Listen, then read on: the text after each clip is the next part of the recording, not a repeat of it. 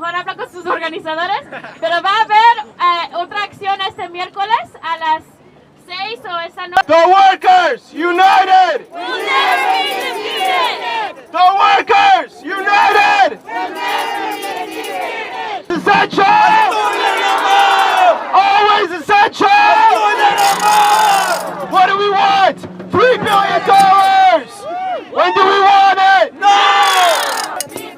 United will never be defeated! The people united will never be defeated! El pueblo unido jamás será vencido! El pueblo unido jamás será vencido! De COVID-19 me he vuelto a enfermar de COVID. Solo he podido trabajar 1 o 2 días porque hemos podido volver a la normalidad. We dream in black. Welcome. Ahora vamos a escuchar de Gail Haywood, una trabajadora doméstica y miembro.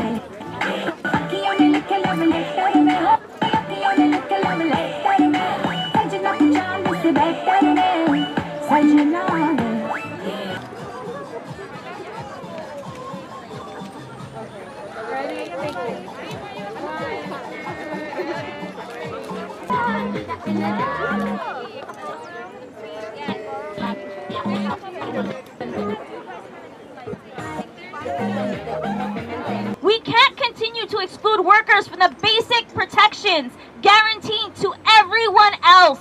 As this pandemic has taught us, a crisis could strike at any time. And when it does, we need to make sure that the safety net is there for the people who need it the most. As we know, there are actions taking place all across the country today to make sure people who feel the impact of our labor, our immigrant labor, the state has created a subclass of workers, excluded workers, and we are here to end that for good. Put your hands together for excluded no more. What we're asking is should a crisis like this arise again, we will be properly prepared. We have worked hard throughout this entire pandemic. We have placed ourselves on the front lines. We have kept this city running. And for some reason, we were the frontline workers, but when time comes to be recognized to get an income, we have been excluded. The bills S1175 and A5081 in the Senate will do 3 things. It will legalize street vending by removing the cap on permits and licenses. It will decriminalize vending by erasing misdemeanors vendors may have gotten for vending without proper licenses or permits. And it will remove the police from oversight of street vending. During the peak of the pandemic, many vendors risked their lives to go out and sell to support their families while giving their communities quick and inexpensive access to vegetables, fruits, masks, and so on. Aside from the risk of contracting the virus, most vendors were and are still at risk of being harassed by the police and receiving fines of up to $1,000. As of last week, we found out that New York State, for the first time in history, has a surplus.